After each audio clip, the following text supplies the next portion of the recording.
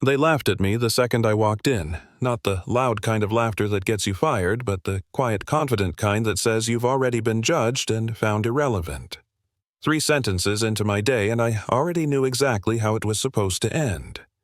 I'd drop off the food, keep my head down, disappear back into the city, and nobody in that building would remember my face an hour later. That was the plan they had for me. Funny thing is, I had a very different one forming in my head, even if I didn't fully realize it yet. That morning, the building looked like a monument to success, all glass and steel reflecting the sky like it had nothing to hide. I stood outside for a second longer than necessary, adjusting the strap of my delivery bag, telling myself to breathe. I'd been delivering food for 2 years by then. You learn quickly how people see you, or don't see you. You become background noise, a moving object they expect to obey and vanish. And honestly, most days that was fine. Invisibility can be a kind of armor. You know what I mean? Inside the lobby was spotless and cold, the kind of quiet that makes your own footsteps feel embarrassing. Suits moved past me with purpose, phones pressed to ears, eyes locked straight ahead. The security guard didn't bother looking up when I told him I had a delivery for the executive floor. He sighed, tapped his keyboard like I was wasting his time, then told me my name wasn't in the system.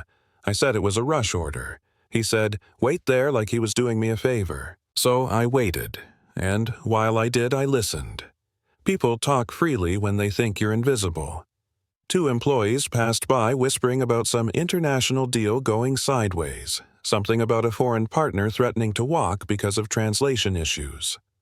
One of them laughed nervously and said, "This is what happens when you cheap out on experts." I remember thinking, yeah, that tracks. Eventually, someone came down to escort me upstairs. No introduction, no apology for the wait. Just a sharp look and a rushed, "Come on, we're behind schedule." The elevator ride was silent and uncomfortable.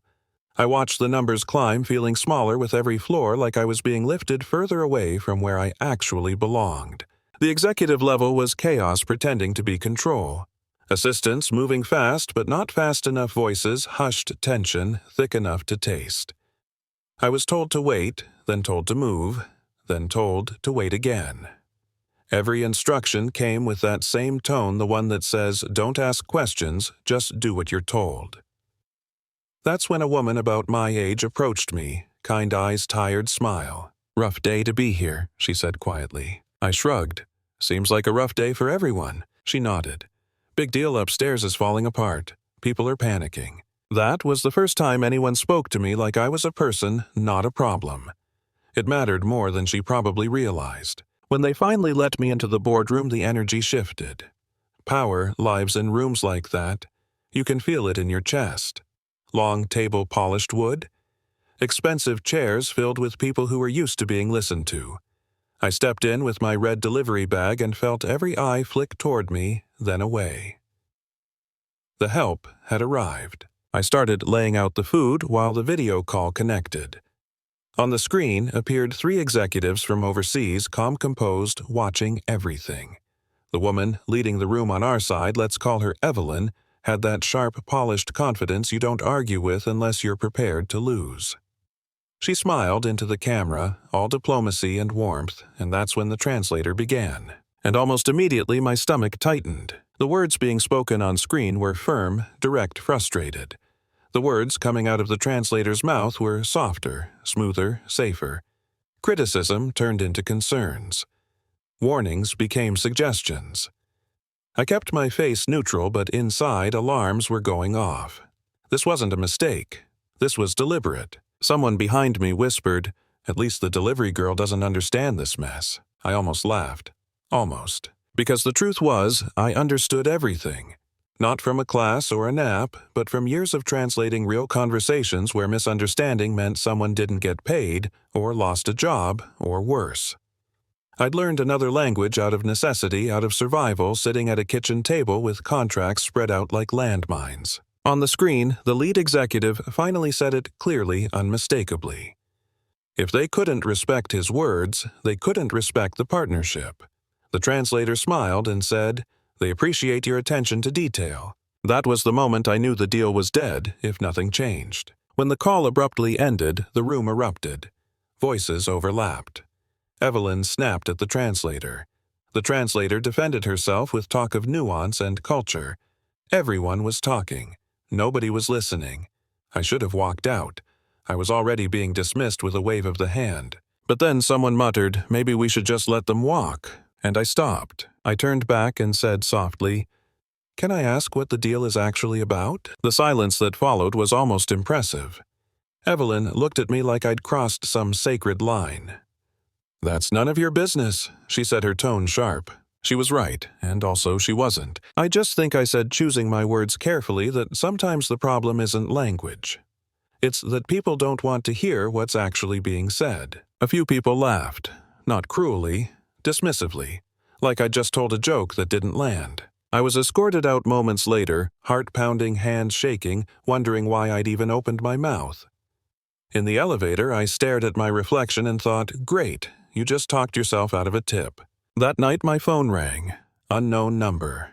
It was someone from the company's HR department. She sounded nervous. The overseas partners had requested that I be present at the next meeting. Specifically me. If I wasn't there, they'd postpone indefinitely. I sat down hard on my couch, staring at the wall. They'd noticed. They'd known I understood. And suddenly, the thing that made me invisible all my life had made me impossible to ignore. I agreed to come back. On one condition. I translate honestly. Everything. No softening, no filtering. The pause on the line was long. The next morning, I walked back into that building wearing the only professional outfit I owned. Security waved me through like I belonged there. Funny how systems change when money's involved. In the meeting, the overseas executive looked straight at me and tested me immediately. He asked if the company was ready to hear the truth or if they preferred the comfortable lies they'd been enjoying. Every eye turned to me. This was it. The moment where you either back down or you don't. I translated it exactly as he said it. The room went cold. What followed was brutal. Clause by clause, he dismantled the contract, pointing out how responsibility and risk were being quietly shifted. He called out the altered translations, the softened language, the way urgency had been erased. I translated every word. When Evelyn tried to interrupt, I said calmly, "He's not finished." No one laughed that time. When he asked where I learned the language, I told the truth. About my parent working overseas. About contracts designed to trap people who trusted the English summary. About how understanding had saved us sometimes and failed us other times. Nobody spoke. Not because they didn't have words, but because they didn't have defenses. The deal didn't collapse. It transformed. Conditions were set. Audits demanded. People removed. Systems rebuilt. And somehow I found myself offered a role I'd never imagined, not because I was powerful, but because I refused to lie. Months later, the deal closed honestly. And the last time I saw Evelyn, she said something I'll never forget. "You didn't just translate," she said. "You forced us to see ourselves." I still think about that first laugh in the lobby. The quiet one, the confident one. They thought I didn't understand the language. They thought I didn't understand the room. They were wrong about both. So here's my question for you. If you've ever been dismissed because someone assumed you didn't know better, what would you do if you suddenly had the power to make them listen? Drop your thoughts in the comments. I want to know where you stand because stories like this aren't just about language. They're about who we choose to hear and who we decide doesn't matter.